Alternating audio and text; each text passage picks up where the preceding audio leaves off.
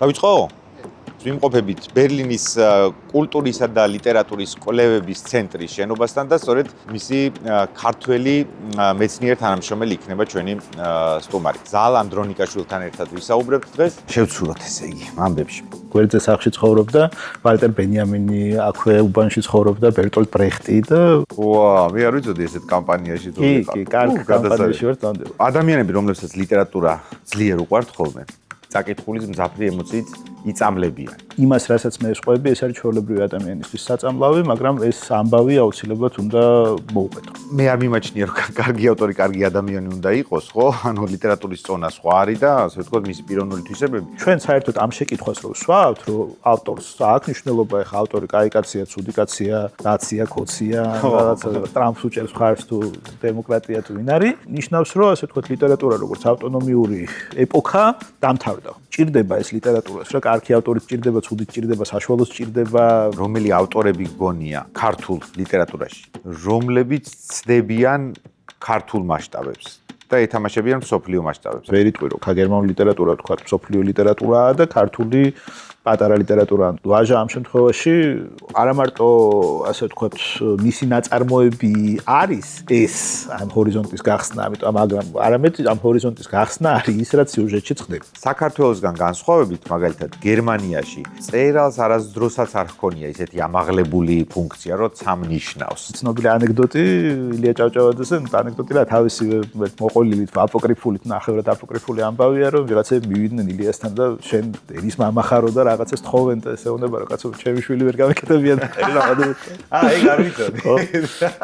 როცა კედელი დაინგრა, რა ბედი ეწიათ იმ ავტორებს, რომლებიც უცებ ამ ეგრეთ წოდებულ თავისუფლებაში აღმოჩნდნენ. გერმანიაში წერალს როგორც ავტორიტეტს უკვე წყალი აქვს შემდგარი. ქართველი თანამედროვე ავტორი, რომელსაც მუდმივად დაუთმობ დროს, როცა რაიმე ახალს დაწერს. ვცდილობ, რომ ქართულ ლიტერატურაში მართლა პატიოსნად წავიკითხო ყველა. რა მოგიტივტივდა თავში სიტყვებზე არ გაჩერდე.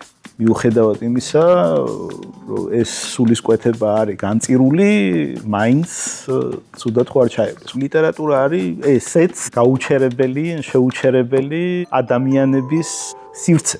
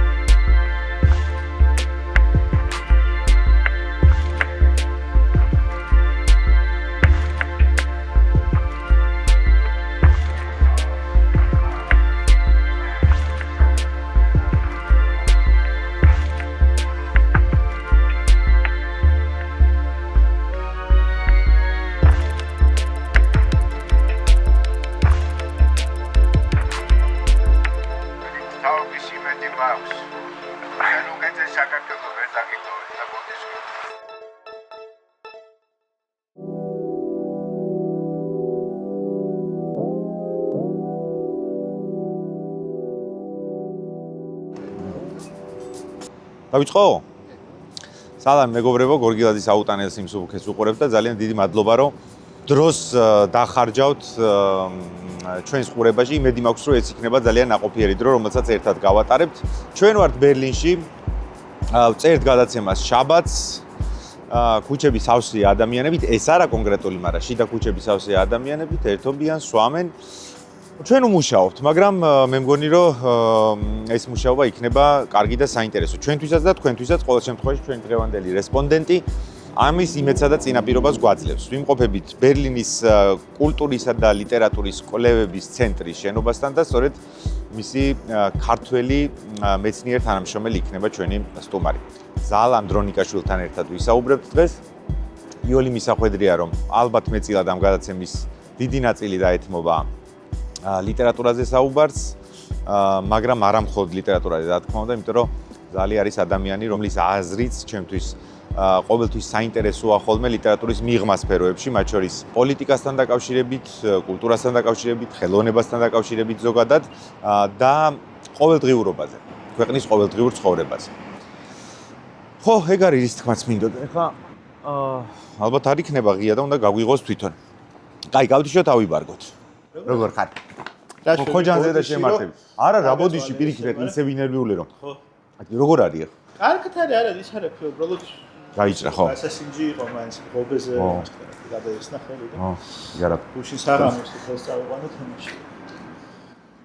წამოდი. კაში რო ენახეთ რაღაც.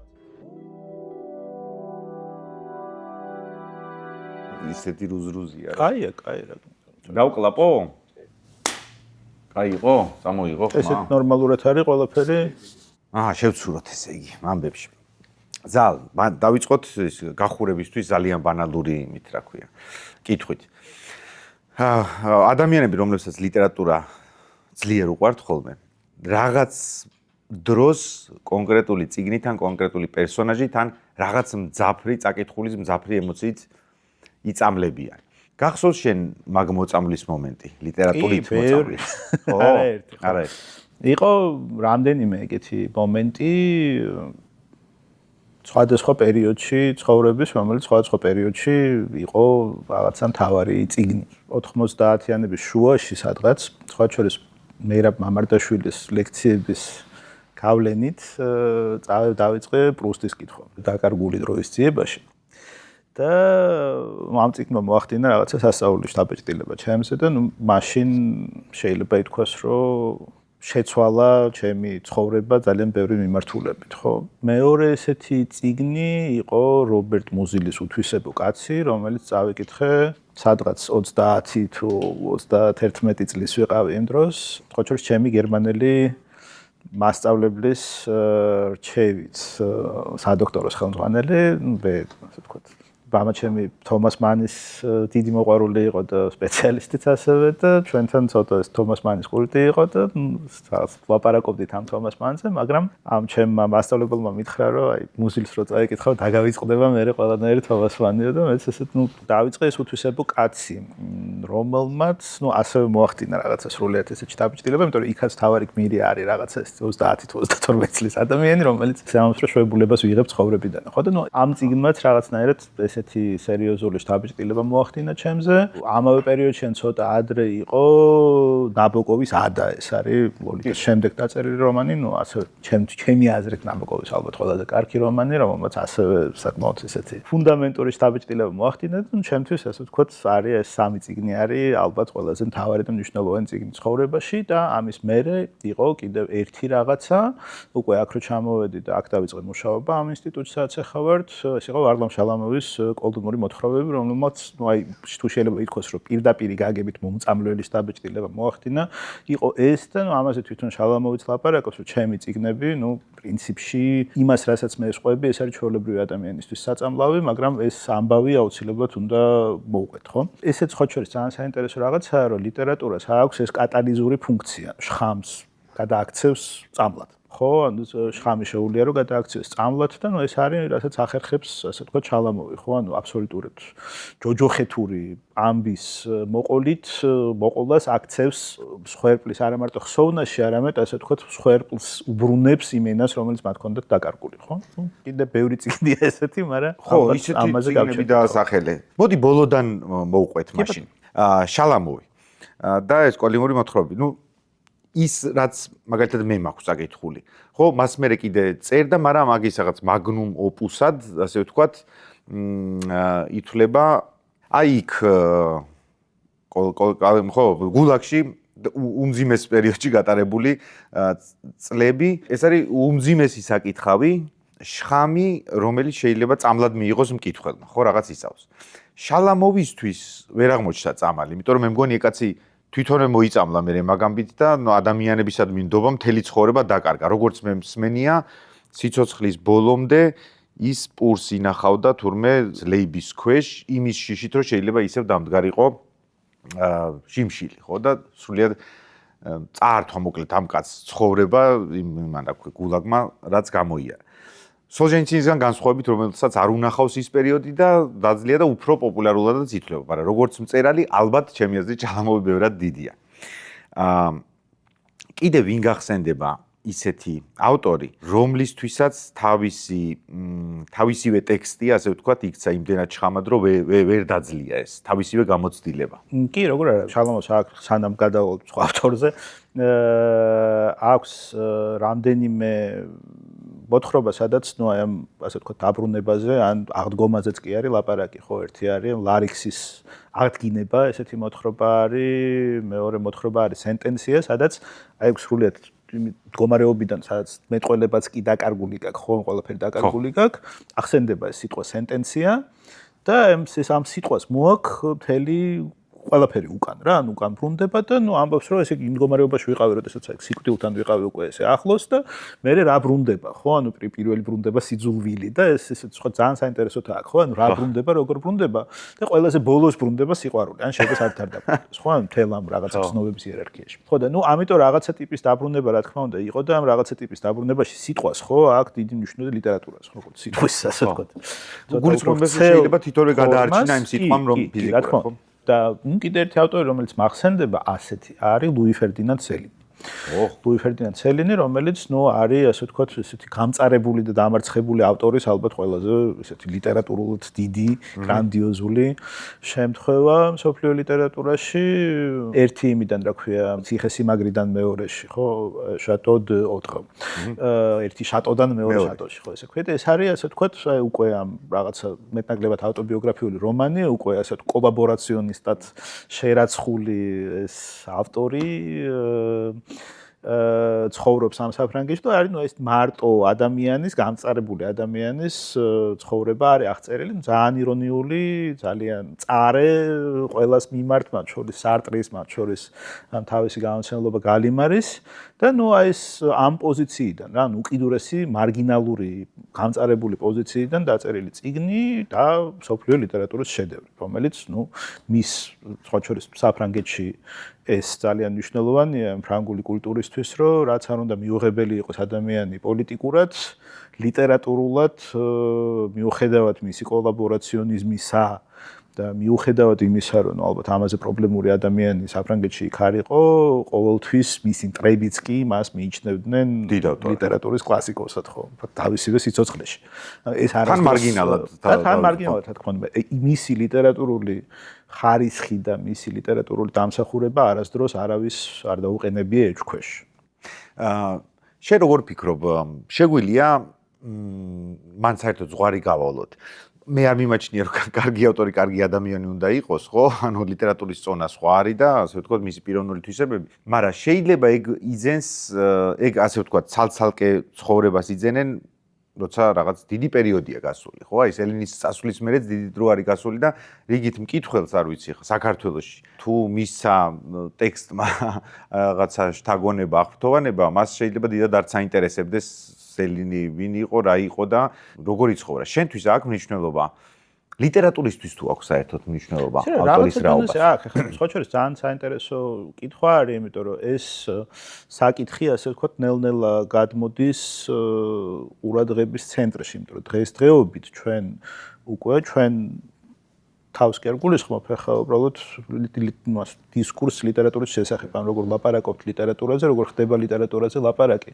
და ამ ლიტერატურაზე ლაპარაკში წინა პლანზე წამოიწია ეთიკურმა საკითხმა, ხო? ანუ რამდენად ეთიკურია ავტორი, რამდენად სუფთა ავტორი, ხო? და ეს მიმანიშნებელია იმისა, რომ ძალიან დიდი ხნის განმავლობაში და 100-200 წლის განმავლობაში 150 ასე ვთქვათ, მოდერნიზმიდან დაწყებული ლიტერატურა ითვლებოდა ავტონომიურ სფეროზე. ავტონომიური სფერო ნიშნავს იმას, რომ ლიტერატურაში ლიტერატურა და მწერალი და კრიტიკოსი არის ერთადერთი კრიტერიუმი იმისი, რა შეიძლება იყოს ლიტერატურა. ანუ ლიტერატურულობა არის კრიტერიუმი ლიტერატურის შეფასების და არა ავტორის პოზიცია. სადღაც, რა ვიცი, მე-19 საუკუნის ბოლოდან ან მე-19 საუკუნის შუიდან დაწყებული და სადღაც, ასე ვთქვათ, ადრეულ პოსტმოდერნიზმამდე, ანუ ჩვენ სადღაც 2000-იანების დასაწყისამდე ითვლებოდა, რომ ლიტერატურა არის სრულიად ავტონომიური სფერო და არავის შიგნით არაფერი არ ესაქმება. ხო, მიუხედავად იმისა, რომ იყო პოლიტიკური პოზიციები შიგნით, რა, მაგალითად, სარტრის ანგაჟირებული ლიტერატურა მაგრამ სარტრის არანგაჟირებული ლიტერატურა იყო გამონაკლისი, ასე ვთქვათ, აი ამ მოდერნისტულ ლიტერატურულ სივრცეში, სადაც ყოველთვის თავარი იყო, ასე ვთქვათ, ლიტერატურის ლიტერატურულობა. ეხლა ჩვენ საერთოდ ამ შეკითხვას რო ვსვავთ, რომ ავტორს აქვს მნიშვნელობა, ეხლა ავტორი კაი კაცია, ცუდი კაცია, ნაცია, ქოცია, რაღაცა ტრამპს უჭერს მხარს თუ დემოკრატია თუ ვინ არის, ეს უკვე იმას მიგვანიშნებს, რომ ჩვენ ლიტერატურას ვთქვათ ავტონომიურად აღარ უყურებთ და ვაფასებთ უკვე სხვა პოზიციებიდან და ნიშნავს, რომ ასე ვთქვათ, ლიტერატურა როგორც ავტონომიური ეპოქა დამთავრდა, ხო? ამაზე არის ძალიან კარგი ბულგარული წარმოშობის ინგლისში ცხოვრობს გალინ ტიხანოვი, რომელსაც აქვს ძალიან კარგი წიგნი დაწერილი ლიტერატურის თეორიის დაბადებასა და სიკვდილზე, სადაც ამბობს, რომ ეს ასე ვთქვათ, regime of relevance, როგორც ეს ეძახის ლიტერატურის ავტონომიურობის დამთავრდა. ამოიწურა და აი ამიტომ ვსვავთ ახლა ჩვენ ამ შეკითხვებს და ლიტერატურა სულ უფრო მეტად ხდება დამოკიდებული პოლიტიკაზე, ეკონომიკაზე მათ შორის და კარგავს იმ თავის ძალას და ხიბლს, რომელიც ჩვენ ძალიან გვიყვარდა ლიტერატურაში. და რაღაცას ძიცევდიანი არის ეს ყველაფერი. მეორე მხრივ, ნუ ვერ შეეწინააღმდეგები რას იზავ ადამიანი, ხო? ზალ ტექსტში რა უფრო მნიშვნელოვანი იყო შენთვის მაშინ, როცა ანუ ფეხს იდგამდი, ასე ვთქვათ, ამ საქმეში და ახლა. მე დამცინიან ამის გამო, განსაკუთრებით დამცინიან პროფესიონალები, როცა ვამბობ, რომ ჩემთვის ტექსტში, წიგნში ხანდახან ავტორის მიერ შერჩეული ფორმა უფრო მნიშვნელოვანია, ვიდრე შინაარსი. ანუ მე თუ ლამაზად არის დაწერილი, შემიძლია ვაპატიო რაიმე ავტორს. აი მაგალითად მაშაყირებენ ხოლმე, რომ თუ ვამბობ, რომ მარკესი ხან წერს კეკლუცობს და იპრანჭება და ხვდებით, რომ ზედაპირზეა ეს ყველაფერი, ზედმეტად კეკლუცი კაცია, მაგრამ ვამბობ, რომ ლამაზია, რასაც ვკითხავ და მე ეს სიამოვნებს, ხო? მამშვიდებს თუ აღმაფრთოვანებს, რაც არ აქვს მნიშვნელობა. შენ შემთხვევაში როგორ არის? შეიძლება როგორც მკითხველისთვის სხვა იყოს და როგორც შემფასებლისთვის სხვა იყოს. ხო, ბარო, ყოველ შემთხვევაში როცა დავიწყე კითხვა, დიდი ხნის წინ ცხადია რომ სიუჟეტი იყო, ეხლა მთავარი, ხო? რაღაც სიუჟეტი უნდა ქონოდა და რა ხდება? მოძღო რა ხდება და მოძრაობა უნდა ყოფილიყო შიგნით და საკმაოდ სწრაფი და თან ესეც დაძაბული, ხო? ცხადია რომ ეს ნელ-ნელა მერე გადავიდა, ასე ვთქვათ, უკანა პლანზე და მთავარი აღარ არის ნაწარმოებში, მაგრამ ნუ ეხლა ძნელია თქვა რაღაცა ტიპის ნაწარმოები, მაგალითად ოსკარ ვაილდი რო ავიღოთ, ხო? მაგალითად ოსკარ ვაილდის კომედიები, ხო?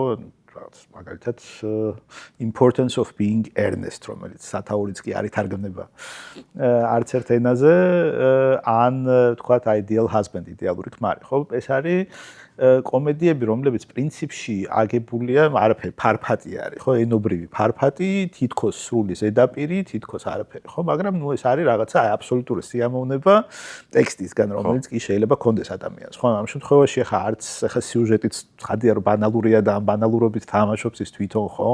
ცხადია რომ მაგრამ ეს რაღაცა ენობრივი ქსოვილი, ეს კალამბურები, ხო, ეს რაღაცა სასწაული, ხო, სტილისტური თამაში არის, ნუ რაღაც სიამოვნებაა ტექსტში, ხო? ამ შემთხვევაში ცხადია, რომ ავტორს ასე ვთქვათ, პატიობ იმას კი არა და მოგწონს უბრალოდ ის, რომ როცა არ არის არც ფილოსოფიური პროზა, არ არის არც მაინც და მაინც პოლიტიკური პროზა, თუმცა არის ეხლა, ხო, ცოტა რომ ჩახვიდე ამ სიღრმეში, საკმაოდ სერიოზულია. ფარფატის ფონზე ეს სერიოზულობა ხდება. ხო და ნუ აი საინტერესო რაღაცებია კი, ნუ ვთქვათ აი იგივე ისევ ნაბოკოვს რომ დაუბრუნდეთ, რომელსაც აბრალებდნენ ყოველთვის ამ აპოლიტიკურობას და თამაშს და რაღაცა რაც ასევე არ ამგონია რომ სწორი ბრალდებები იყოს, მაგრამ ნუ ვიღაცისთვის ვთქვათ ეს რაღაცა პოლიტიკური მესიჯი იყო მნიშვნელოვანი. ხო, შეიძლება ვთქვათ იყოს წიგნი, რომლისთვისაც მართლა ეს პოლიტიკური მესიჯი ან ისტორიული მესიჯი ისევ ამ შალამოზე რომ დაუბრუნდეთ, ხო, ცხადია, უფრო წინ არის, ხო? ამიტომ ნუ ძნელია თქვა რა შეიძლება ამ მომენტში. ხო, როდის რა ალბათ ხასიათსაც გააჩნია. ისევ ბავშვობას მინდა რომ მიუბრუნდე. რომელი როცა თქვი რომ როცა კითხულობ ბავშვობაში მნიშვნელოვანია რომ შენთვის რაღაც ხდებოდეს, ხო, დაიძაბოს ვითარება და ყავდეს რაღაც პროტაგონისტი კარგი პერსონაჟი, როგორც მაშინ ვეძახდით ხოლმე, რომელსაც გახვევი და რომლის გამარჯვებაც გინდა ბოროტებაზე. და ხანდახან ჩვენ უყურებთ ხოლმე ეგეთ ტექსტებს მხოლოდ ბავშვობის ჭრილში. და მე როცა დაუფიქრდები, აღმოაჩენ რომ ეს საბავშვოდ ითვლება, მაგრამ მაგარი ტექსტია, ძალიან კარგია, დღევანდელი გადმოსახედიდანაც კარგი რამეა. მაგალითად მე სამ მუშკეტერს უბრუნდები ხო, იმიტომ რომ აღმოვაჩინე რომ მაგარი როჟები არიან უკაცრავად ამ სიტუაცია. ან რომელიმე სხვა ტომ სოიერი მიმაჩნია რომ საერთოდ არ ვიცი ერთ-ერთი ყველაზე მნიშვნელოვანი ტექსტია ჩემთვის. რომლებია ეგეთი, რომლებსაც თითქოს და ვივიწყებთ ხოლმე, როცა გავდიდდებით, გავიზრდებით, თუმცა არ ღირს მათი მივიწყება და მართლა მნიშვნელოვანია. მე არ ვივიწყებ ხოლმე. როგორ? არ ვივიწყებ ხოლმე ბავშვების მეგობრებს.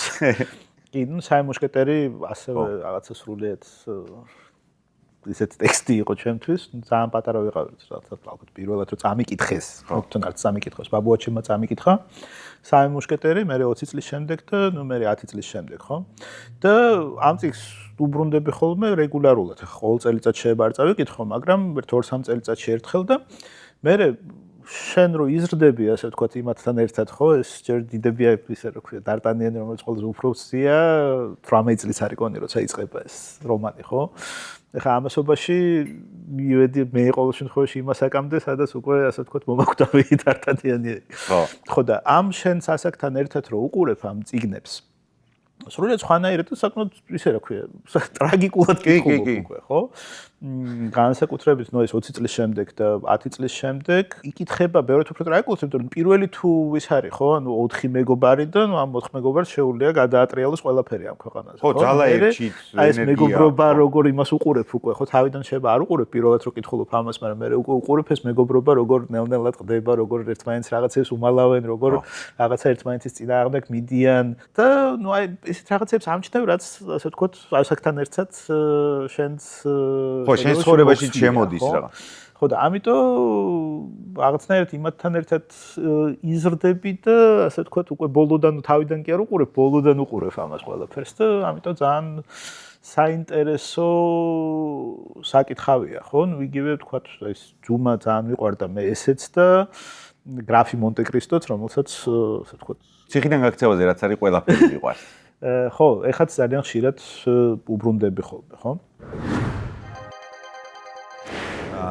რომელი ტექსტები ან რომელი ავტორები გონია ქართულ ლიტერატურაში, გნებავს პოეზიაში, გნებავს პროზაში, ისეთები, რომლებიც ცდებიან ქართულ მასშტაბებს და ეთამაშებიან მსოფლიო მასშტაბებს. აი გულისხმობ, მე მაგალითად ეჭვი არ მეპარება, რომ ეს არის რუსთაველი, ეს არის ვაჟა, ეს არის ბარათაშვილი, მაგრამ ამაზე ისედაც ყველანი ვთანხმდებით, ხო? მე მგონი რომ ეგრეა. შეიძლება არ მეთანხმებით, მაგრამ ნუ არ ვიცი.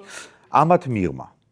იცი რა, მე პრინციპში ცოტა სხვანაირად შევხედავდი მაგ იმასთან. მე მგონია, რომ არის რაღაცა მსოფლიო ლიტერატურის თეორიაში, ერთ-ერთი თეორია, რომ მსოფლიო ლიტერატურა შედგება რაღაც პირველხარისხოვანი ტექსტებისგან, რომლებიც ასე ვთქვათ, სხვა ერებისგან იკრიბება, მაგრამ მე მგონია, რომ მსოფლიო ლიტერატურისთვის მნიშვნელოვანია არა ვთქვათ ესეთი რაღაცა, არამედ მიმართულება, გახსნილობა რაღაცა უფრო დიდი ჰორიზონტის მიმართ რა. ანუ შეიძლება იყოს ტექსტი, რომელიც ასე ვთქვათ, ჩაკეტილია თავის სამყაროში, ან რაღაცა ჰორიზონტი აქვს ჩაკეტილი და შეიძლება იყოს ტექსტი, რომელსაც ესეთი ტექსტის აქვს, რა ქვია, ჰორიზონტი აქვს ღია. და ესეთი რაღაცა ხდება, ვთქვათ, როგორც გერმანულ ლიტერატურაში, ისე ქართულ ლიტერატურაში, ხო? ან ვერ იტყვი, რომ გერმანული ლიტერატურა, ვთქვათ, მსოფლიო ლიტერატურაა და ქართული პატარა ლიტერატურაა, მცირე ლიტერატურა. მიუხედავად იმისა, რომ აქ ენას გულისხმობ. კი, მესმის, რომ ენა, ვთქვათ, შეიძლება უფრო დიდი იყოს და უფრო პატარა, მაგრამ თვითონ ლიტერატურის ნაწარმოებებზე ეს მაინც და მაინც შეიძლება არ მოქმედებდეს, იმიტომ რომ ასიმეტრიულია, ხო? ვთქვათ, სიტყვაზე აკამორჩილაძემ სხვა შორის, რომელსაც ნინო ხარატიშვილთან ერთად გახსნა მაშინ ფრანკფურტის წიგნის ბაზრობა 18 წელს, თქვა, საინტერესო რაღაცა და მართალიც იყო, რომ ჩვენ თქვენ შესახებ ყველაფერი ვიცით და თქვენ ხო, თქვენ ჯერ კიდე არაფერი არ იცით ან ძალიან ცოტა იცით ჩვენ შესახებ. საუკუნეები ჩვენ თარგმნით ძალიან ბევრი ენებიდან, განსაკუთრებით აღმოსავლეთიდან. ჩვენ არ გვთარგმნით და არავინ და ეხლა წარმოიდგინეთ ეს უპირატესობაც, რა ქვია, ჩვენ გითხულობთ ყველაფერს და თქვენ არ გითხულობთ აღარ ჩვენსაც. ამიტომ ჩვენ ვიცით ძალიან ბევრი რაღაცა, რა ქვია, არაბული, სპარსული, რა ვიცი, სომხური და ჩვენ ყველაფერთან თარგმნით, სანამ შეგვეძლო, სანამ ეს მშვიდობა იყო და ის. მოკლედ ჩვენ აი ამ ბანით წერთ ამ, რა ქვია, ჩვენ პროზას. ამიტომ ამ ასე ვთქვათ, ესეთ ლიტერატურებში, ქართულ ლიტერატურაში, ხო? ანუ შენი ჰორიზონტი პრინციპში ფართოა, იმიტომ რომ შენ იცი ვთქვათ ფრანგული ლიტერატურაც, ინგლისურიც, იტალიურიც, ჩინურიც და ასე შემდეგ, ხო?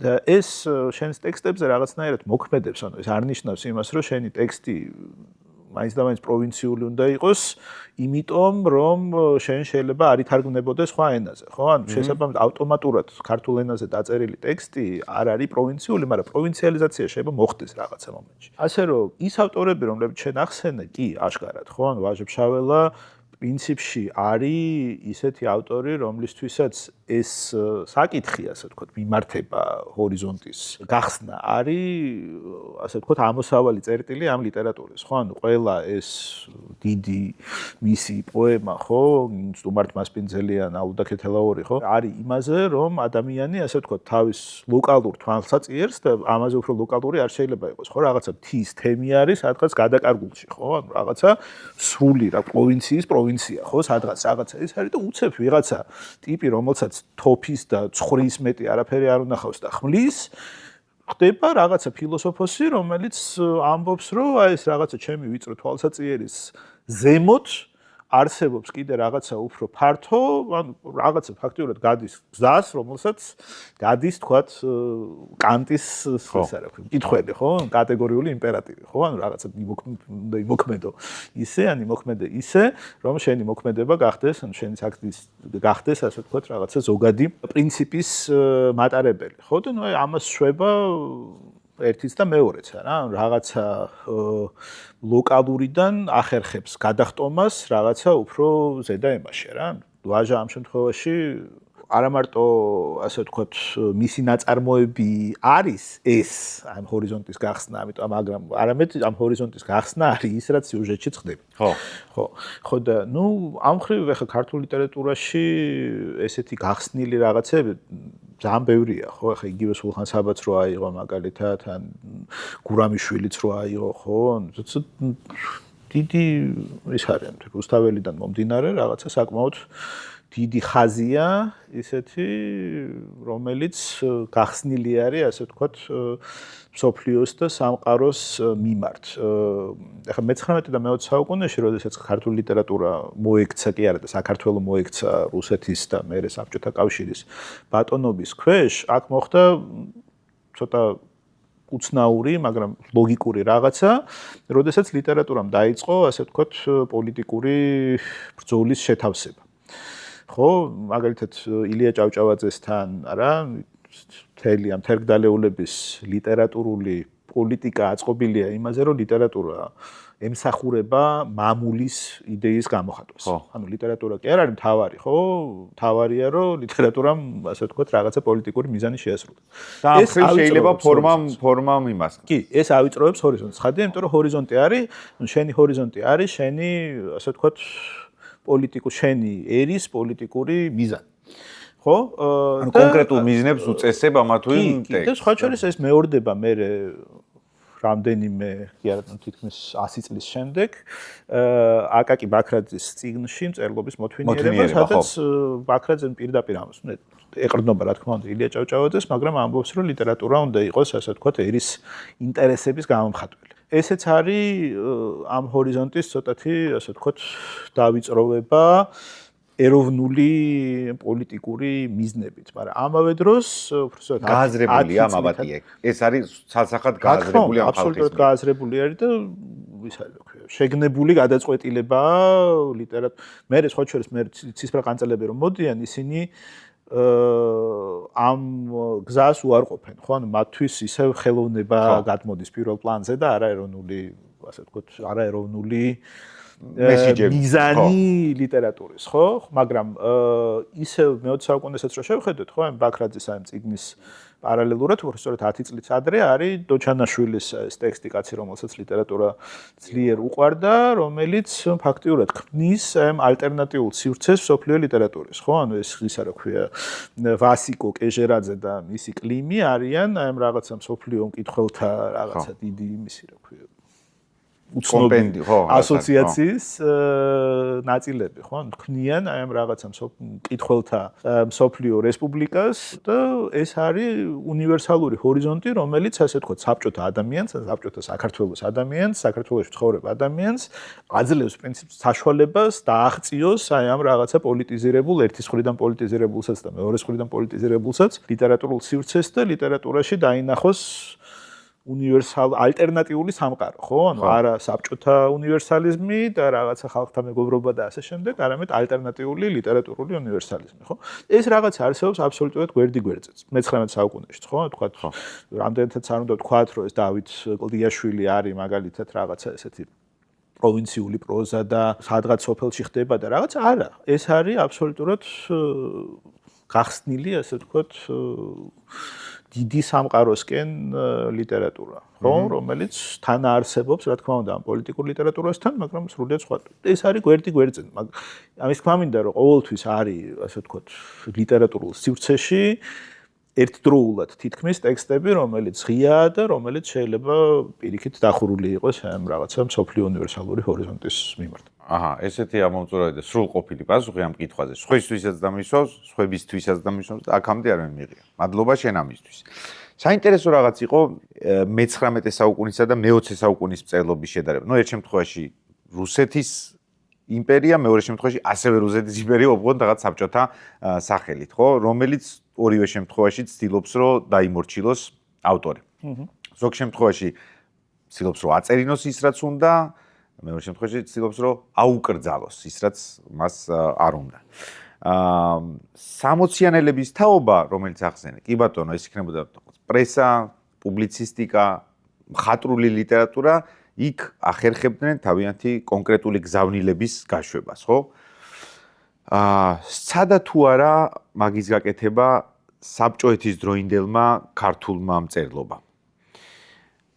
და რამდენად გამოუვიდა? სცადა კი. ხო. და გამოვიდა კიდევაც. მაგრამ აი განსხვავებით თქვათ რუსული ლიტერატურისგან, ხო? ესეთი დისიდენტი მწერლები ჩვენ ძალიან ცოტა გვყავს, ხო? ეს აკრძალული ნაწარმოებიც ცოტაა, ხო? ეს ბაქრაძის მწერლობის მოთვინიერება ვახსენეთ, რომელიც არ არის პროზა და არის ისტორიული ან თეორიული წიგნი. მაგრამ სამაგიეროდ ამ ქართულ ლიტერატურას ჰქონდა ეს ნაცრისფერი ზონა, ისეთი ასე ვთქვათ, რომელიც არ იყო აკრძალული, მაგრამ დავარქოთ ამას რაღაც სუბვერსიული ორენოვნება ქონდა, ხო? ანუ რაღაცა თქვათ სიტყვაზე რუსი კრიტიკოსები, როდესაც კითხულობთ, საინტერესოა. ამ რაღაცა გზაზე ერთი კაცი მიდიოდა მაგალითად ან ხო? დათა თუთაშხიან, რაღაცა მოწონთ, რაღაცა ქართული ამაში არის, რაღაცა ქართული სული, მაგრამ ასე ვთქვათ, ამ წიგნების პოლიტიკურ მესიჯს მაინც და მაინც ვერ აღიქვავენ. გზაზე ერთი კაცი მიდიოდა, არის აბსოლუტურად ესეთი პოლიტიკური, მძიმე პოლიტიკური წიგნი, რომელიც ძალიან შეგნებულად აკრიტიკებს, ასე ვთქვათ, ყირაზე აყენებს საბჭოთა პარადიგმას, ხო? მაგალითად რაღაცა საბჭოთა ემისთვის თუ კოლხეთი იყო რაღაცა იმიდან რა ქვია, ჭაობიდან 60-ის გაკეთება, აქ პირიქით არის 60-დან ხდება ჭაობი, ხო? სახაზავით იმის გაზომვა, ერთად ჩემო რა დიდებული ხო, და ნუ ეს პოლიტიკური ტექსტია, რეალურად არის პოლიტიკური ტექსტი, რომელიც ასე ვთქვათ, არა პირდაპირ, მაგრამ რაღაც მითოსის გამოყენებით ყვება ამ საბჭოთა ოკუპაციის კულტურული შედეგების ამბავს.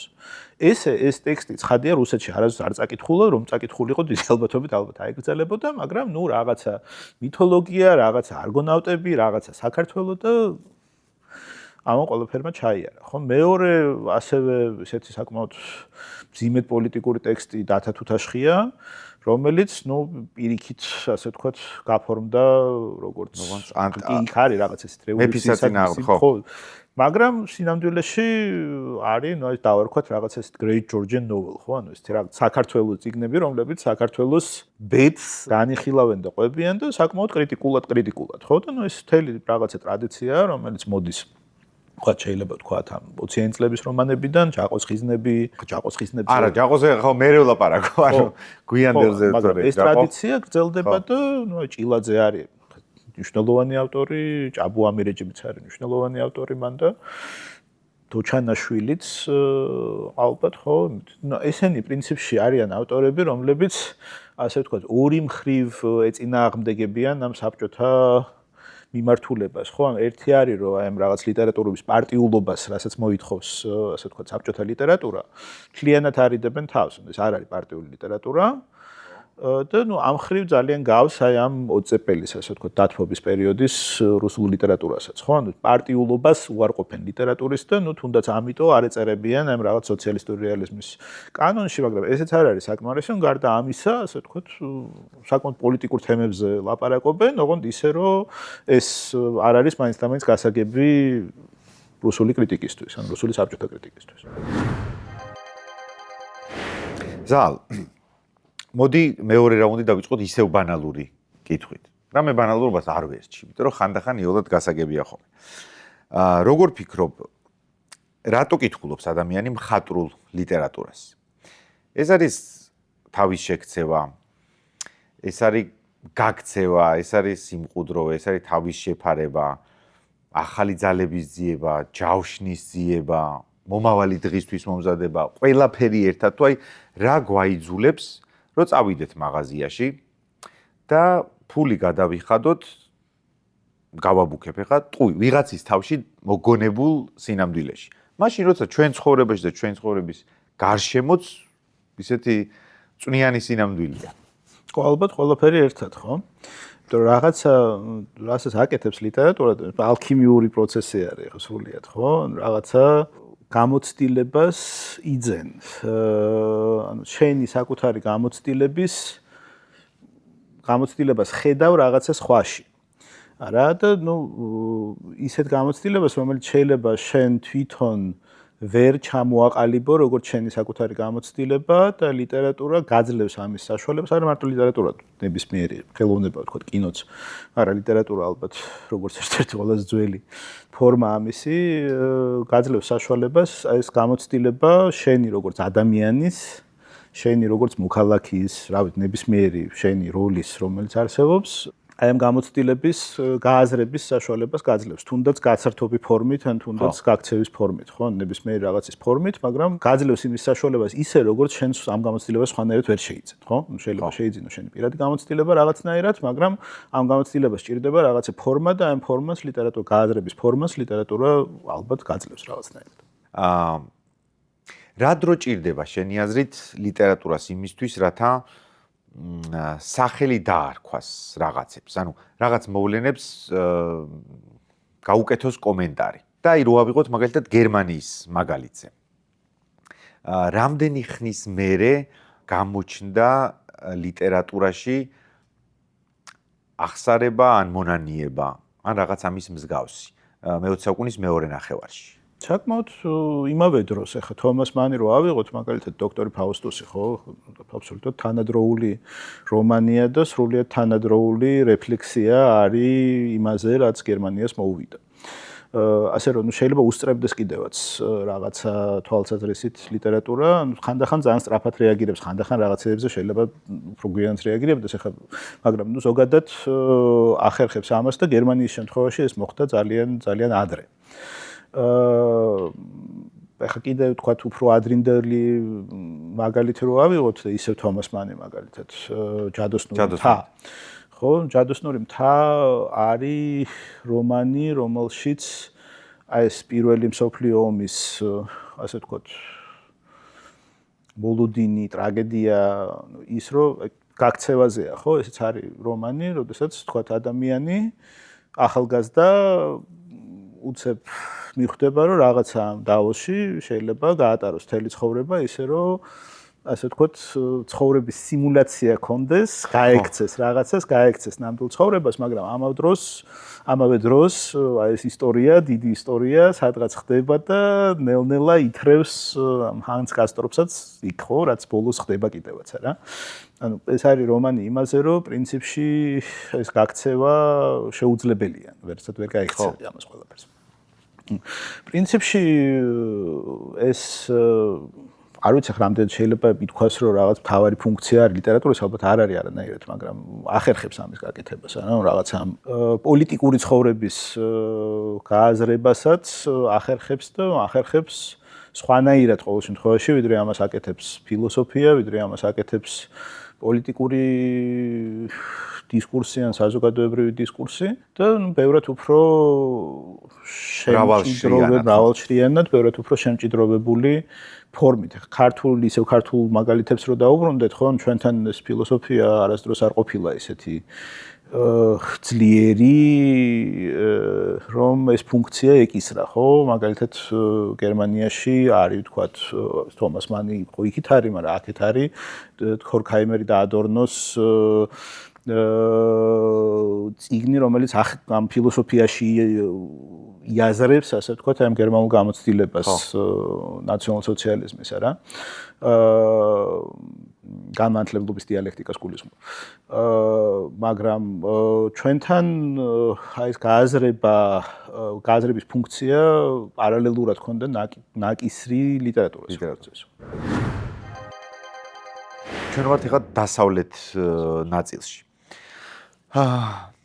აი მაგალითად რო ავიღოთ სხვა შორის დასავლეთის ლიტერატურულად ძალიან მნიშვნელოვან ნაწილში ვართ, გვერდზე სახლში ცხოვრობდა ვალტერ ბენიამინი, აქვე უბანში ცხოვრობდა ბერტოლტ ბრეხტი და ასე ვთქვათ, გერმანული ლიტერატურული მოდერნის ერთ-ერთი მთავარი უბანია. ვა, მე არ ვიცოდი ესეთ კამპანიაში თუ ვიყავ. კი, კარგი კამპანიაში ვარ წამდელად. იცი რა არის საინტერესო?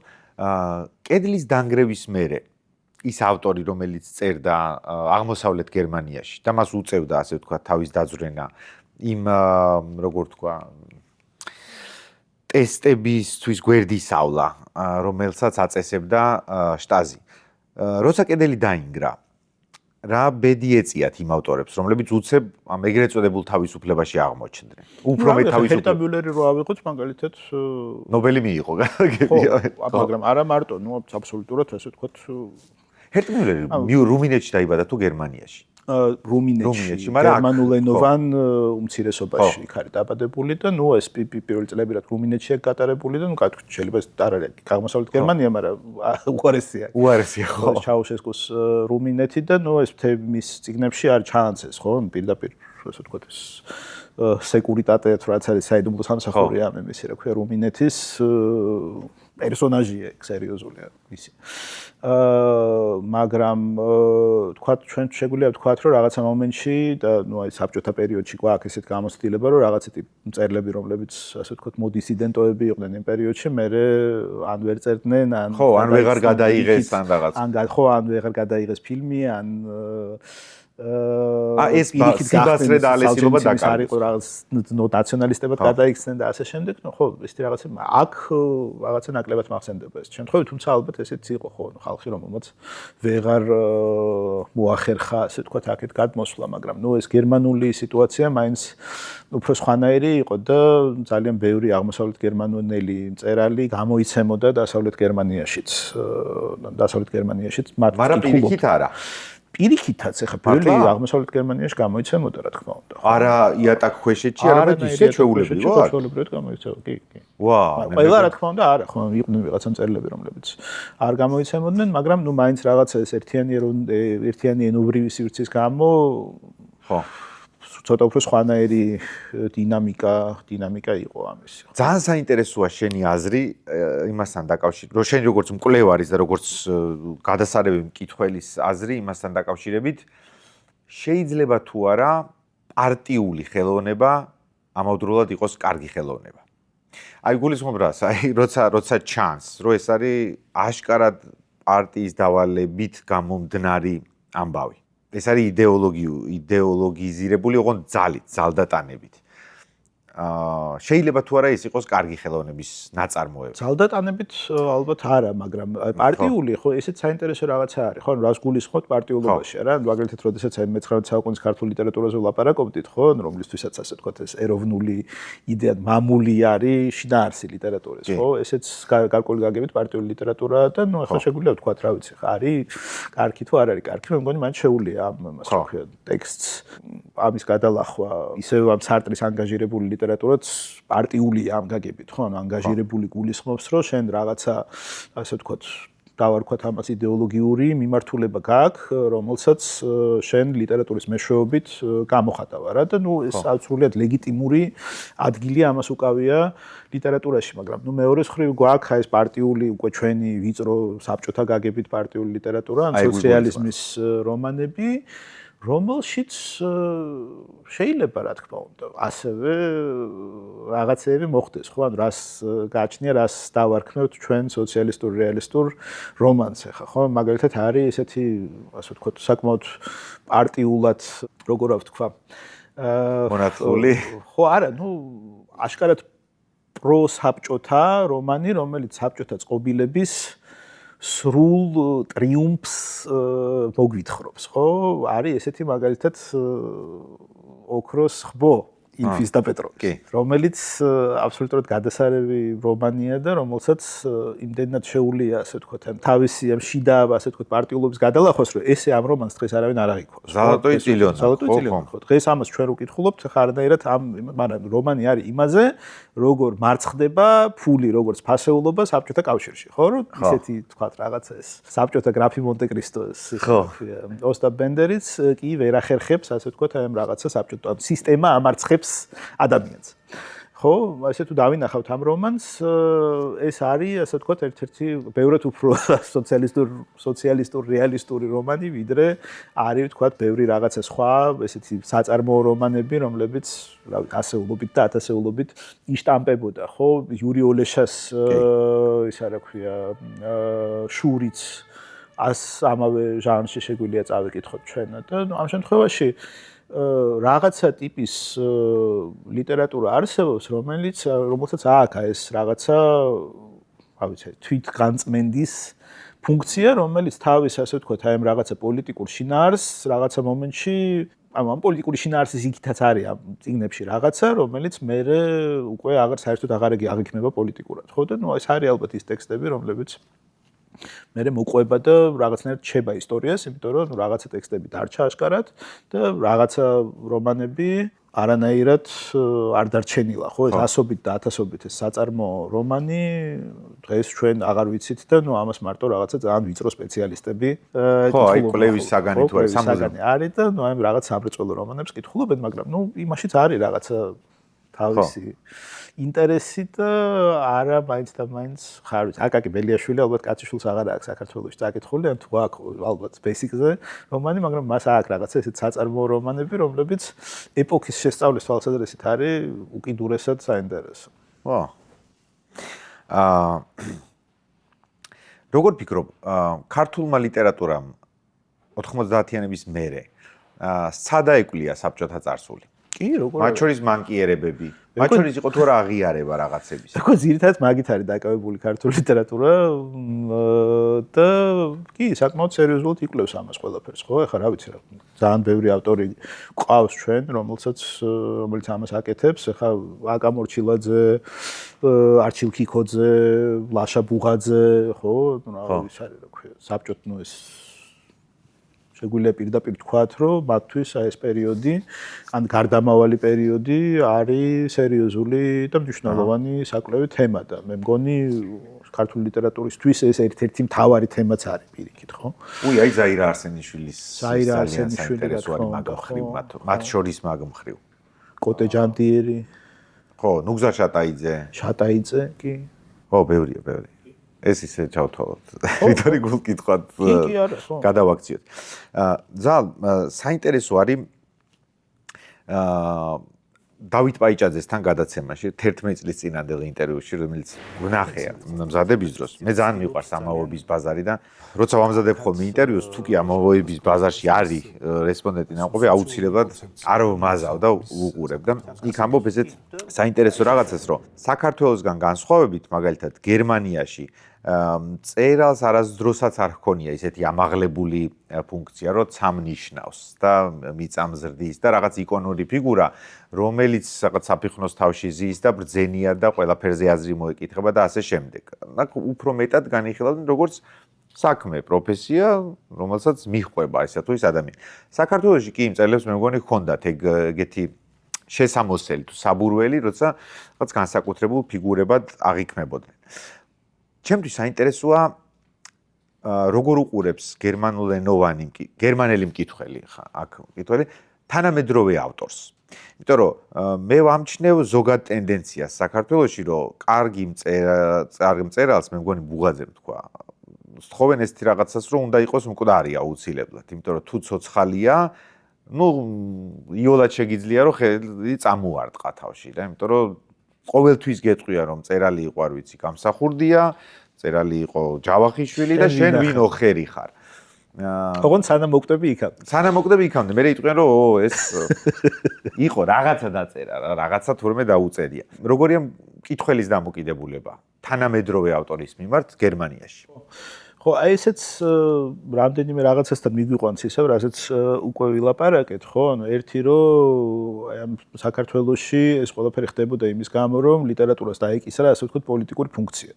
და ილია ჭავჭავაძიდან მოყოლებული წერალი იყო ალტერნატიული წინ ისა რა ქვია, პოლიტიკური ფიგურა, რომელიც განსაზღვრავდა მეტნაკლებად იმისა, რა არის ერი, როგორია ერი, სად უნდა წავიდეთ, რა უნდა გავაკეთოთ და ეს შენარჩუნდა საბჭოთა პერიოდშიც არა.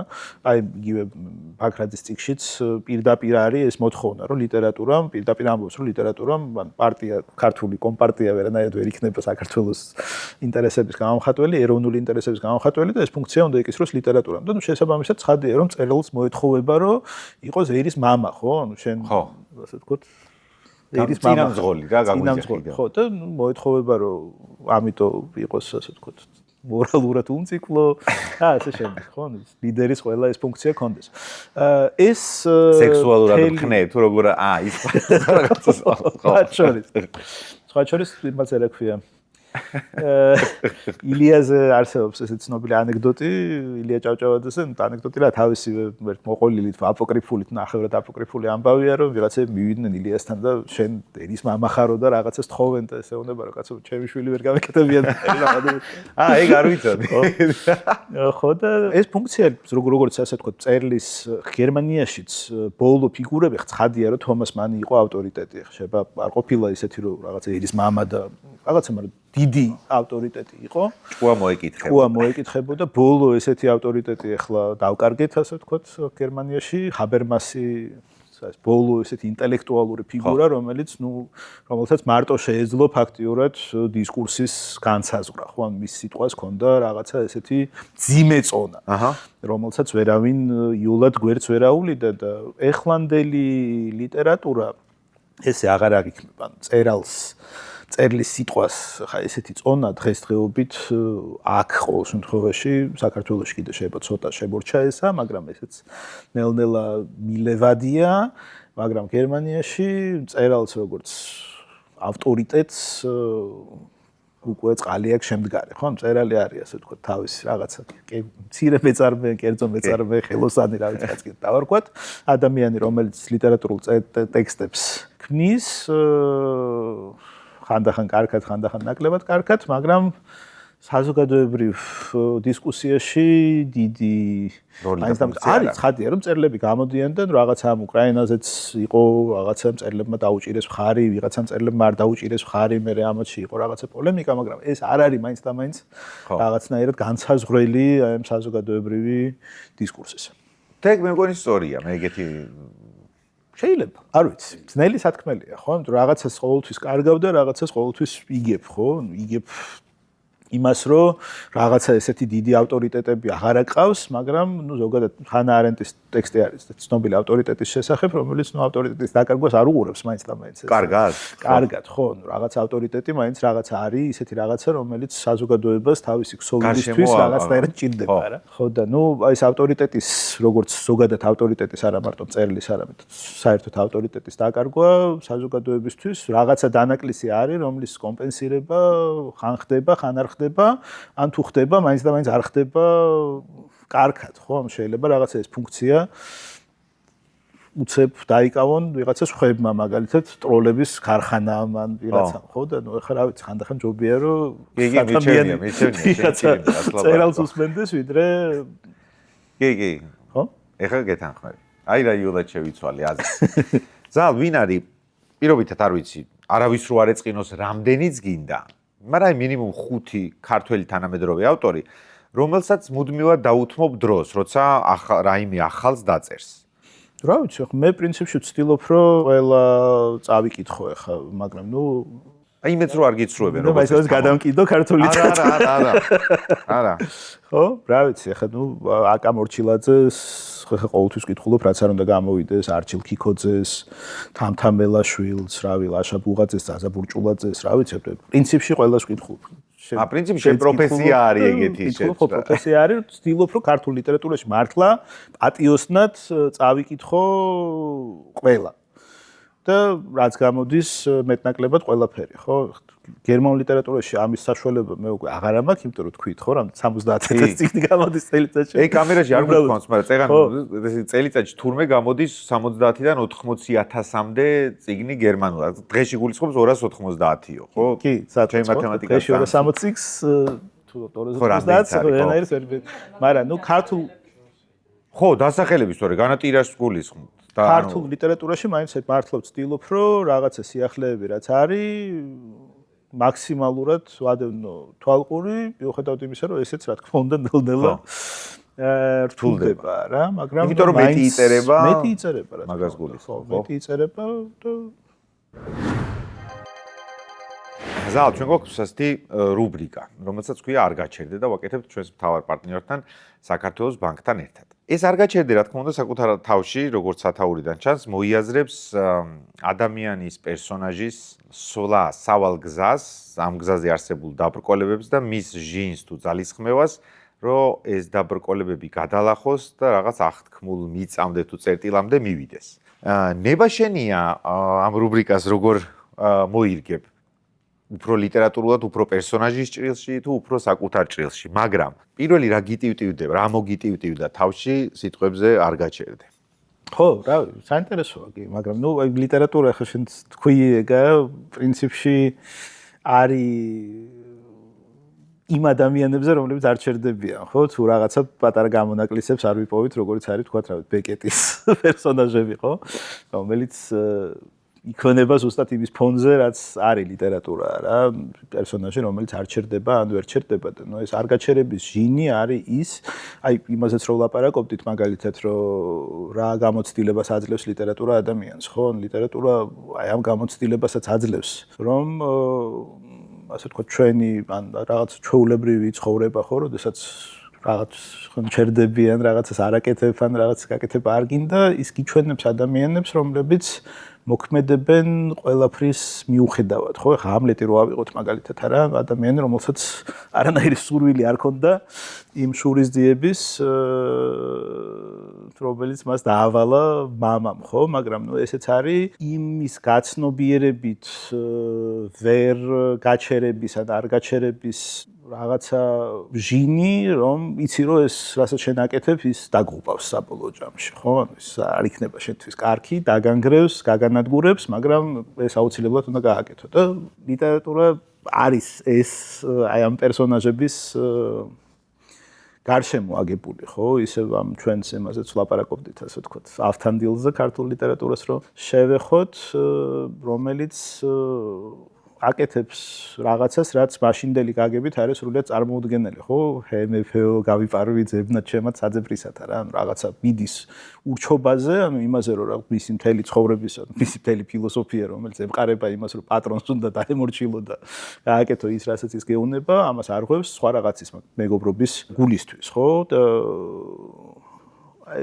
ლიტერატურა არის ესეც აი ამ გაუჩერებელი, შეუჩერებელი ადამიანების სივრცე. ხო? მერანი რო ავიღოთ, ხო? მიუხედავად იმისა, რომ ეს სულისკვეთება არის განწირული, მაინც ცუდად ხო არ ჩაივლის, ხო?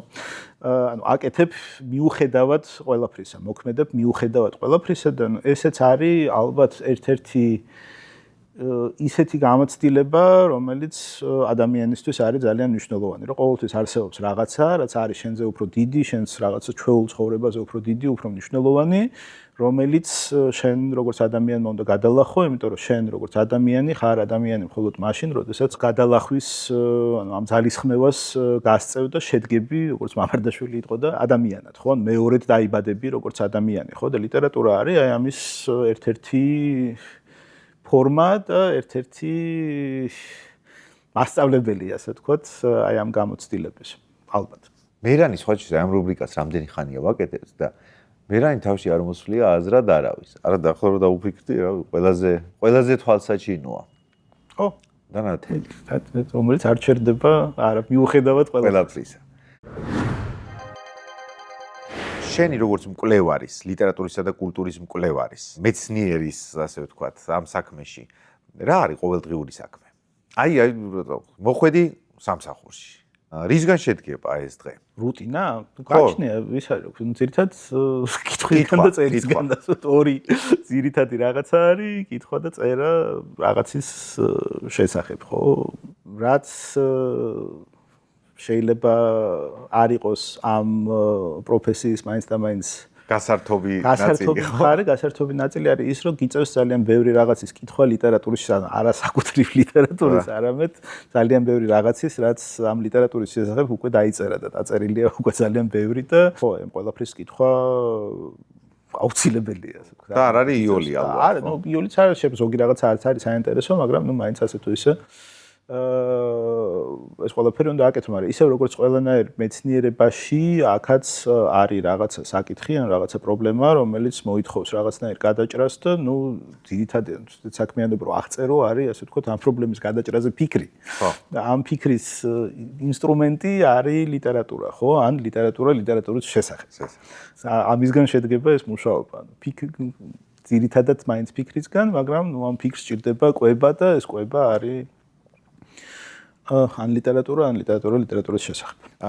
გერმანია არის ის ქვეყანა და ამ სერიაში ბევრჯერ მოგვიწია ამის ხსენება უკვე.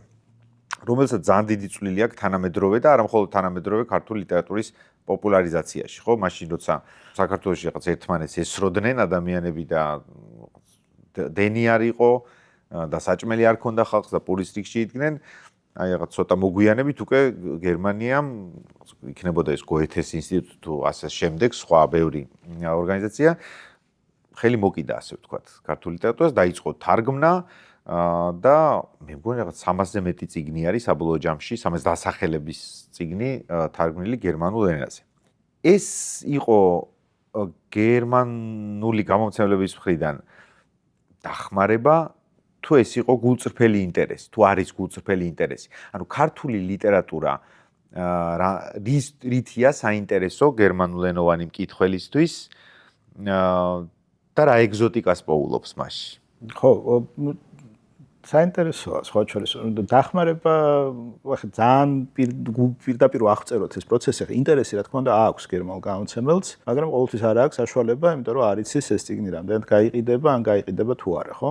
ზოგადად უნდა ვთქვათ, რომ გერმანულ ლიტერატურას, ან გერმანულ ენოვან სივრცეს აქვს ინტერესი ნათარგმნი ლიტერატურის მიმართ და ეს ინტერესი უფრო დიდია, ვიდრე ინგლისურენოვან სივრცეში. ხო, ანუ გერმანულად გერმანელები თარგმნიან საკმაოდ ბევრს და აინტერესებთ სხვა ლიტერატურები. განსხვავებით შეერთებული შტატებისგან ან ბრიტანეთისგან, ხო? კი ბატონო. და ფრანგებისგანაც მე მგონი. ხო, ფრანგების საკმაოდ ბევრს, მაგრამ გერმანიაში ეს არის სერიოზული მიმართულებით. შეიძლება ითქვას, რომ ნუ არ ვიცი, რამდენად გამასხვავებელი ნიშანი, მაგრამ დამახასიათებელი ნიშანი არის ამ გერმანული წიგნის ბაზრისთვის. აინტერესებთ ეს ლიტერატურა, ქართული ლიტერატურა დიდი ხანია ამ თვალსაჩინოში არ შემოდიოდა, ბევრი რაღაცის გამო, ეხლა რაღაცა სხვა შორის საბჭოთა პერიოდში აღმოსავლეთ გერმანია თარგმნიდა რაღაცებს, ქართულსაც მათ შორის კი, კონსტანტინე გამსახურდია არის ნათარგმნი, ნოდარ დუმბაძე, რაღაცა დოჩანს მოთხრობების კრებულები არის. ოთარ ჭილაძე გამოდიოდა ძალიან აქტიურად ამ აღმოსავლეთ გერმანიაში და ჰქონდა სპეციალური გამომცემლობა აღმოსავლეთ გერმანიას, რომელიც ზუსტად აი ამ რაღაცა ნათარგმნ ლიტერატურაზე მუშაობდა სხვადასხვა ქვეყნებისგან, მათ შორის ამ რაღაც სოციალისტური ბანაკის და აქ შევდიოდით ჩვენც. ის რომ აი ხა ეს როგორც შენ თქვი 200 თუ 300 წიგნი არის, ქართული ლიტერატურა ძალიან კარგად არის ნათარგმნი და თითქმის ყველაფერი არის ხელმისაწვდომი გერმანულად. რაც დაწერილა ქართულად, ბევრი ყოველ შემთხვევაში და ალბათ უფრო მეტიც კი ვიდრე რუსულად არის, რაც გასაკვირია ამ 60 წლიანი საბჭოთა გამოცდილებიდან გამომდინარე. მაგრამ ამაში ძალიან დიდი როლი შეასრულა წიგნის ცენტრმა.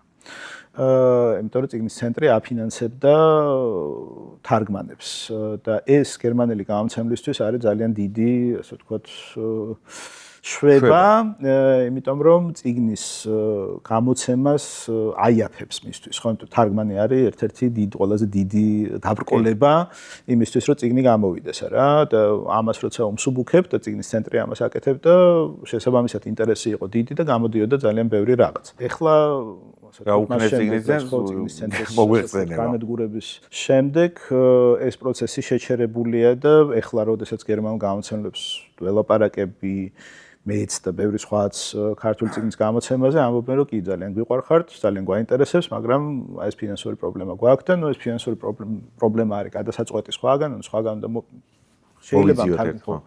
მაგრამ ბევრად უფრო რთულია. ამიტომ წიგნის ცენტრს ჰქონდა აბსოლუტურად საშვილიშვილო მნიშვნელობა ქართული ლიტერატურისთვის, იმიტომ რომ შესაძაც ხარ ესეთი ასე ვთქვათ შედარებით პატარა ქვეყანა, რომელსაც აქვს საკმაოდ კარგი ლიტერატურა, დიდი და ფართო ლიტერატურა, აბსოლუტურად არაპროპორციული მისი ზომის და წონის, ამას სჭირდება რაღაცნაირი მხარდაჭერა და ეს მხარდაჭერა არსებობდა, ხო? ჩვენ თუ გვინდა რომ ბევრი ქართული წიგნი ითარგმნოს, ეხლა ბევრი არაფერი ალბათ ამ წუთას აქედან არ გამოვა, მაგრამ როდესაც დავიბრუნებთ ჩვენს ქვეყანას, მაშინ უნდა აღვადგინოთ აი ეს გზებიც, ხო? მაგრამ ინტერესი არის.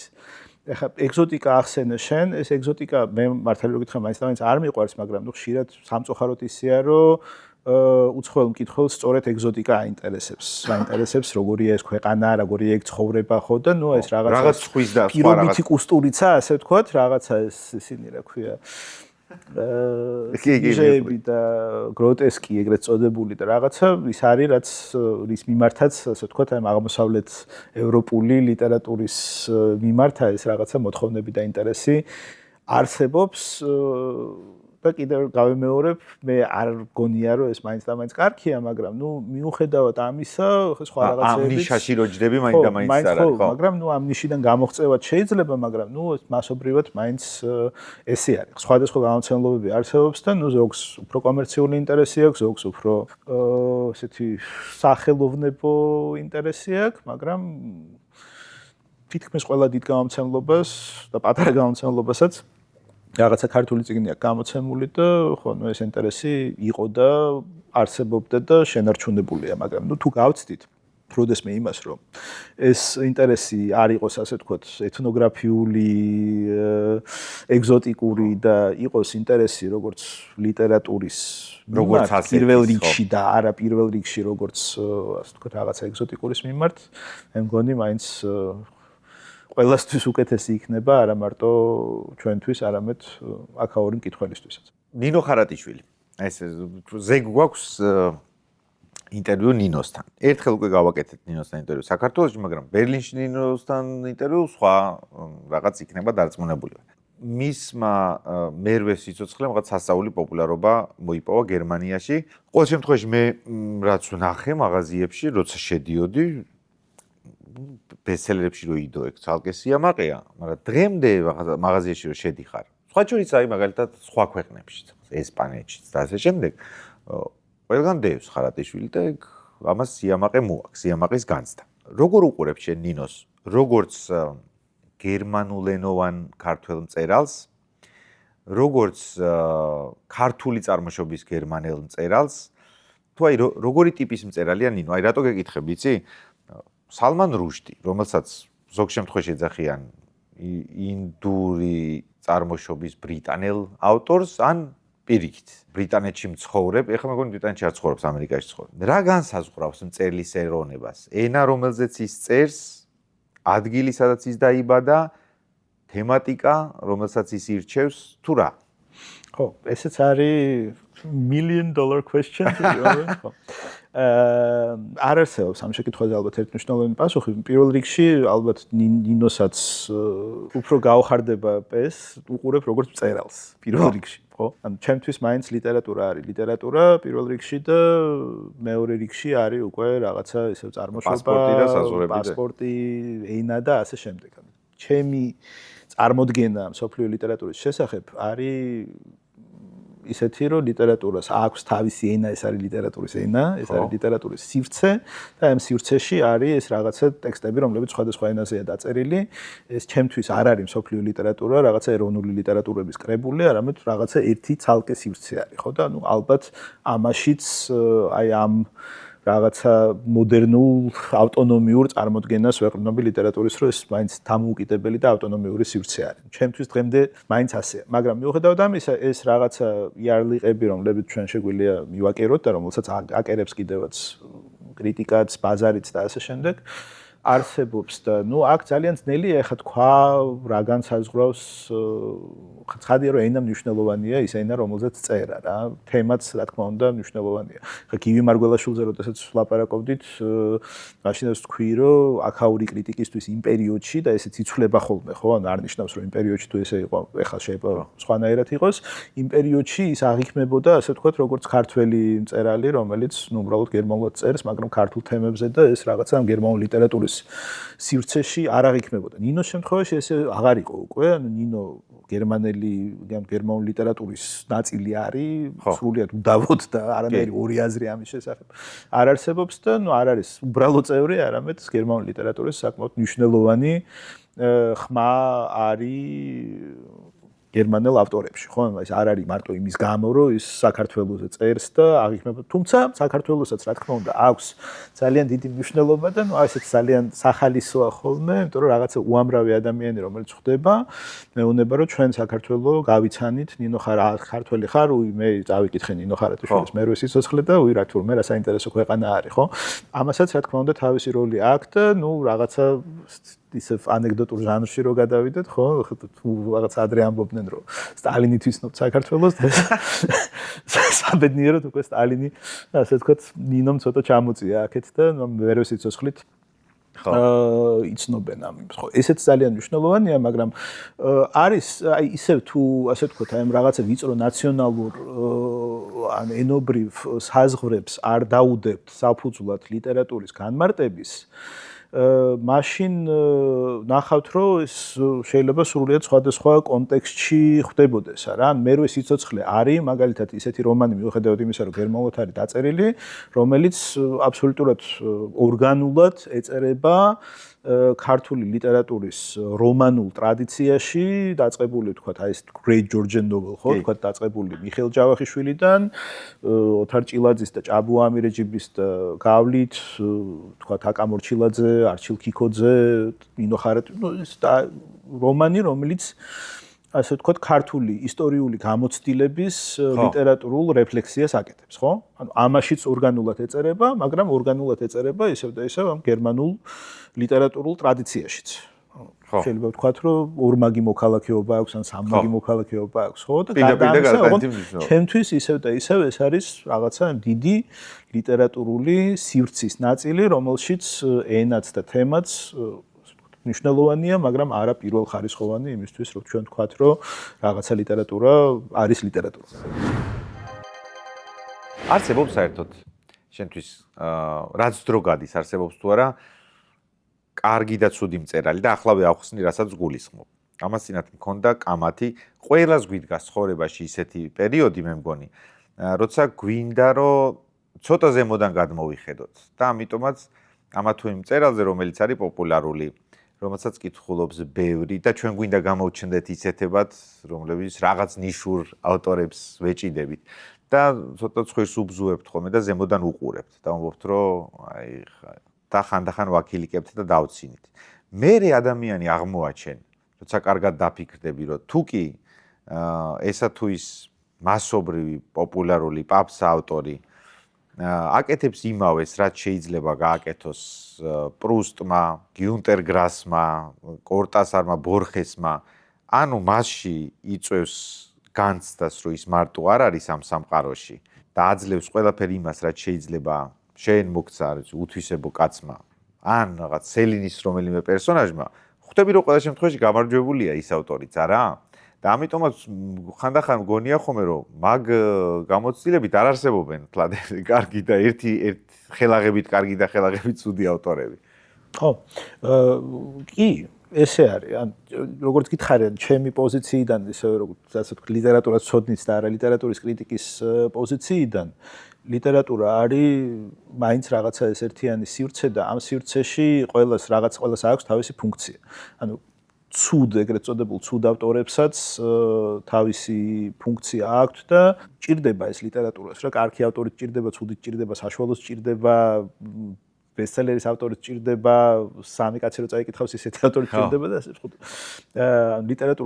ლიტერატურული პროცესი არ იარსებებდა, რო არსებობდეს მარტო ეგრეთ წოდებული კარგი ავტორი ან პოპულარული ავტორი, ხო? არ იქნებოდა არანაირი ლიტერატურა. არის ეგეთი ამერიკელი ლიტერატურაცონე ფრანკო მორეტი, რომელსაც აქვს ესეთი ცნება შემო Great Unread. აუკითხავთ. ხო, აუკითხავ ლიტერატურა, მაგალითად, როდესაც ჩვენ მე-18 საუკუნის ინგლისურ ლიტერატურაზე ვლაპარაკობთ, ჩვენ ვიცით 9% ამისი, ხო, რაღაცა 90% წაკითხული აქვს მარტო მე-18 საუკუნის ლიტერატურის სპეციალისტს, რომელიც არის, თქვათ, 30 წელი ამ ქვეყანაზე. მაგრამ ეს ლიტერატურა რო არ არსებობდეს, ხო, რა ვიცი, არ იარსებებდა ლორენს სტერნი და არ იარსებებდა ფილდინგი. იგივე მე-18 საუკუნის ლიტერატურის ინგლისური ლიტერატურის ფონზე და იგივე არის ყველა ამ ლიტერატურაში. ეს ერთი, მეორე ის არგუმენტი, რომელსაც შენ ამბობ, ხო, ეხლა ვიღაცა თუ კითხულობს და იმაში ეს რაღაცას იწვევს, ხო, ეხლა რა ვიცი, რაღაცა სამშაურიანი, რაღაცა გროშიანი, სრულიად უაზრო წიგნი, რომელიც ვიღაცამ სადღაც აიღო, წაიკითხა და უცებ გაუნათდა თავში რაღაცა, ხო, ცხადი. ხო, რაღაც კარგისკენ უბიძგა. ეს არის, ხო, ძალა ეგ არის. ლიტერატურა არის ეს, ხო. და ამ ეგრეთ წოდებულ ცუდ ავტორებს ისიც აქვს, ხო, ლიტერატურულ პროცესს, ლიტერატურის ევოლუციას თუ დავაკვირდებით, ხო? ეს არასდროს არ მიდის ასე ვთქვათ, აი ამ რაღაცა სერვანტესიდან შექსპირამდე და შექსპირიდან სტერნამდე და რა ვიცი, სტერნიდან ბალზაკამდე და ასე შემდეგ. ეს მიდის აი ამ რაღაცა დავიწყებული ან მიგდებული ავტორების ხაზი ხშირად იმარჯვებს ხოლმე, ხო? ამაზე ფორმალისტებს აქვთ მთელი ეს თეორია, ასე ვთქვათ, ლიტერატურული პროცესის განვითარების და პროცესი ვითარდება ყოველთვის, ასე ვთქვათ, აი მივიწყებული, მიგდებული უმცროსი ჟანრებიდან იბადება მერე რაღაცა დიდი, ხო? ესეც ძალიან მნიშვნელოვანი რაღაცა არის. ამ თვალსაზრისით კარგი და ცუდი ავტორი არ არსებობს, მაგრამ მიუხედავად ამისა, მაინც შეგვიძლია რაღაცა ტიპის ხარისხზე ლაპარაკიან. შეგვიძლია ვთქვათ, რომ ვიღაცა თავის ამოცანას ართმევს უკეთესად თავს, ვიღაცა ვერ ართმევს, ვიღაცა კომპოზიციას ვერ კრავს, ვიღაცა სიუჟეტს ვერ აგებს, ვიღაცა სტილი არ უარგა, ვიღაცას რაღაცა ჭირს და ვიღაცა ამას ყველაფერს გადასარევად ახერხებს, ხო? ესეც რა თქმა უნდა არის. მაგრამ როგორც კითხველს, ანუ კითხველისთვის შეიძლება ვთქვათ, რა ვიცი, ხა რამე ავიღოთ, რა ვიცი, არც მასენდება ხა რა შეიძლება ვთქვათ. ეგეთი წიგნი, რომელიც მასში აბსოლუტურად ისეთ რეაქციას იწვევს, რომელსაც ველოდებით ვთქვათ დიდი ავტორებისგან. ზალ, ჩვენ ვაკეთებთ რუბრიკას, რომელსაც ქვია კონტროლ-ალტი.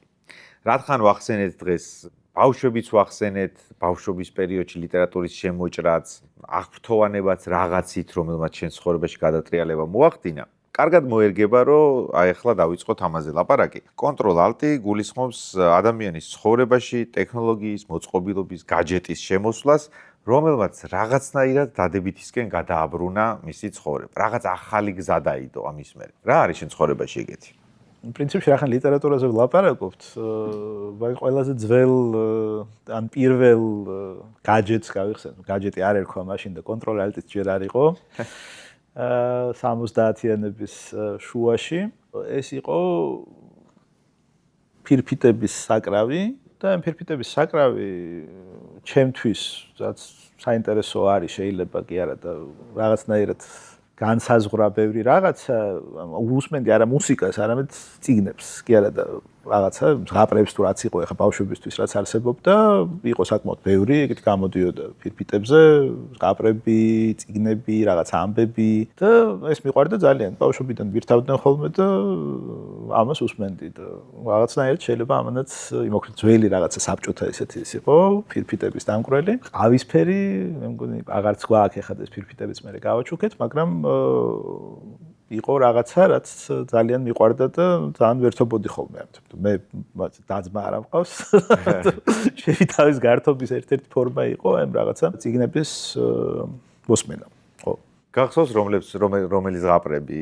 რა ვიცი, ძალიან ბევრი რაღაცა იყო, ნუ ეს რაღაც ქართული ზღაპრებიც იყო სხვა შორის ძალიან კარგი ჩანაწერები, მე დიდხანს ვეძებდი და უკვე მაგნიტოფონის პერიოდში აღარ არსებობდა ან აღარ იწერდნენ ესეთ რაღაცებს. რავი, რაღაცა გრიმების ზღაპრები იყო, რაღაცა მილიონი რაღაცა სხვადასხვა ზღაპრები, ჯოელ ჰარისის ძალიან კარგი ისინი იყო ჩანაწერები, რობინ ჰუდი, რა ვიცი, რაღაცა ფლომად ძილისწინა პერიოდის მოსასმენი იყო? არა, ძილისწინ ბაბუაჩემი მიკითხავდა ხოლმე. ეს იყო დღისით, როცა სახლში არ იყო და ან ვიღაცა იყო, მაგრამ საქმე ქონდა და ან დედაჩემი მირთავდა, მამაჩემი ან ბაბუაჩემი, ჩამირთავდნენ ხოლმე ამას და ამას უსმენდი. მაგრამ ძილისწინ მიკითხავდა ბაბუაჩემი აუცილებლად ყოველ დღე და ძალიან დიდი ხნის განმავლობაში. ვა, რამდენი წლის იყავი დაახლოებით ესე იგი მაშინ, მაგ დროს? ნუ ეს არის სადღაცა რაც მახსოვს უკვე რომ ის 4, 5, 6 წლის და რაღაცა პერიოდი გაგრძელდა კიდე. ანუ შენ გქონია ესე იგი აუდიო წიგნები before it was cool, როგორც before it was cool კი აუდიო წიგნებზე გავიდა. ჩემთვის სხვა შორის ეს ლიტერატურა ანუ დღემდე ხმით აღვიქვავ, ანუ ეს ხმოვანი მეხსიერება შეიძლება უკეთესი მქონდეს ვიდრე კითხვითი მეხსიერება რა, იმიტომ რომ ძალიან დიდხანს მამის ასე ვთქვათ პარაზიტირების ხარჯზე, ცალკე ეს იყო და ცალკე ბაბუაჩემი მიკითხავდა, კითხვა თვითონ ჩემით დავიწყე ძალიან გვიან. ალბათ სადღაც 12-13 წლის ასაკიდან დავიწყე ჩემით კითხვა, იმიტომ რომ იქამდე სულ ბაბუაჩემი მიკითხავდა ყველაფერს, მაგრამ ნუ მე რო დავიწყე აღარ გავჩერდი. ხო. რო დაიწყე და ანუ ბაბუა და ფირსაკრავი. კი. ბაბუა და ფირსაკრავი ყოფილა ამ ამბავში დამნაშავე. PSP-მ გამოგვეტანა ჩვენი ვინაო? წამლებია? არ არის წამლებია. არა, ის არის, კაცო. თავის მოვლის საშუალებები. ეგეთ ის გვარსებობს, რომ კაცები თვითონ არ იყენებენო და არა და იყენებენ. მეც მომწეს ეს. არა, საშუალო ასაკის კრიზისზე ვლაპარაკობდი. არა. მისშა ესე ქვია, ამბრად კორეულია გადასარევი დიდი მადლობა. ის ისა რა ქვია, ხელის კრემი. ბატონო. ძალიან დიდი მადლობა. ძალიან კაი რაღაცებია მართლა. დიდი მე მადლობა. დავიწყე გამოყენება და კმაყოფილი ვარ როგორც იტყვია. დღის რუტინაში უკვე ჩაჯდა ჩემთვის. ძალიან უცნაური ის ვარ. თავის მოვლის საშუალებების ინფლუენსერი, მაგრამ რაც ვარ ეს ვარ, არა უშ. დიდი მადლობა. არა, კაია. პირიქით. ძალიან მომხრე ვარ მაგ. გადასარევი საუბარი გამოგვივიდა ლიტერატურაზე ძალიან კმაყოფილი. მე სულ რჩება ხოლმე ჯავრად ის რომ შენ აი დათო პაიჭაძესთან ინტერვიუში თქვი რომ ბოლო პერიოდშიო იშვიათად ხდებაო რომ ლიტერატურაზე მიწევს საუბარიო არა და ამ საქმის სპეციალისტი და მცოდნე ხარ და ნება გაქვს ამ საქმის მიმართ და სულ გიწევს ხოლმე საუბარი არა ლიტერატურულ თემებზე, რომელიც სამწუხაროდ სასიცოცხლოდ მნიშვნელოვანი გახდა ჩვენი ქვეყნისთვის და აი სულ ჯავრად მადგება ხოლმე, რომ ამ ბოლო პერიოდში რაღაც ინტერვიუს თუ ვაკეთებ და რაღაც ვერ უთმობთ დროს. ვერ კი არა, არ უთმობ დროს, იმიტომ რომ აღარც ვიცი უკვე რა ვიკითხო და რა ვთქვა, იმდენად დიდი შფოთი მაქვს. საშინელი მდგომარეობის გამო რაც არის დღეს საქართველოში, რომ რაღაც თავს და ბოლოსაც ვერ უპოულობ ხოლმე, იმიტომ რომ თითქოს ყველაფერი ითქვა, თითქოს ყველა მიცის, რომ თითოეულ მოქალაქეს და მათ შორის ლიტერატურას რამხელა დარტყმა მიადგა. ლიტერატურა იქით იყო ზოგადად ქვეყანას მთლიანად. და იქით ზვიადრატიანი ყავს ციხეში და ასე შემდეგ, მაგრამ აღარც ვიცი ხოლმე რომ რა ვთქვა და რა ვიკითხო და შენც ბევრს საუბრობ ამ თემებზე, გიწევს, მაგრამ იმედი მაქვს რომ მალე როგორც წეგან თქვა დავიბრუნებ თუ ამ ქვეყანასო და შენც ლიტერატურაზე მოგიწევს უმეტესად საუბარი და მეც ხო ზვიადს აქვს სხვა შორის ზვიადმა თარგმნა ბრეხტის ლექსებს ცუდი დრო პოეზიისთვის ლირიკისთვის ესე ხო ცუდი დრო არის ახლა მაგრამ ნუ ეს ცუდი დრო აუცილებელი დრო არის ხო და ნუ ახლა ზვიადის მაგალითიც მართლა აჩვენებს იმას რომ რაც არ უნდა ვილაპარაკოთ იმას რომ იმაზე რომ წერლება დააკარგეს თავისი როლი ფუნქცია და რაღაცა ეს ზვიადი აჩვენებს იმას რომ ეს პოეზია მარტო კალამით და ქაღალდით და ახლა კომპიუტერით და ვიცი პრითი არ იწერება, არამედ იწერება ბიოგრაფიითაც, ხო, მწერალი.